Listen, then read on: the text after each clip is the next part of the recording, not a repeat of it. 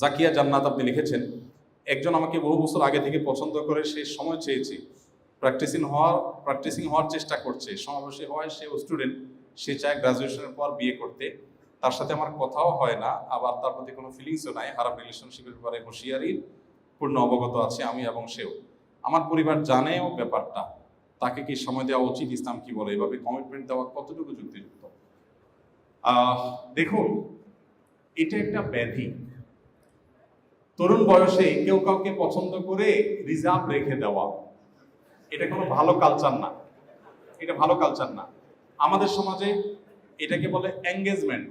আংটি একটা পরায়া ওটা দখল করে রেখে দিলাম। ইসলাম এরকম কোনো সিস্টেম নেই। বিশেষ করে অভিভাবকদের প্রতি আমি উদাত্ত আহ্বান রাখতে চাই যে আমাদের তরুণদের চরিত্রকে হেফাজত করবার জন্য, তারা যদি প্রাপ্তবয়স্ক হয়ে যায় তাহলে তাদেরকে হারাম রিলেশন থেকে বাঁচার জন্য ওই যে আংটি একটা পরায়া নাটক করার চাইতে আগদ পড়ায় রেখে দেন।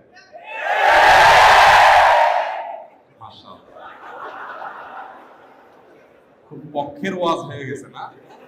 খুব খুশি, মাশাআল্লাহ। ঠিক আছে, এই বয়সে বিয়ে শাদীর কথা শুনলে আমরাও এরকম খুশি হইতাম, সবাই খুশি হয়। যাই হোক, আল্লাহ তাআলা আপনাদের সবাইকে সুখী করুন।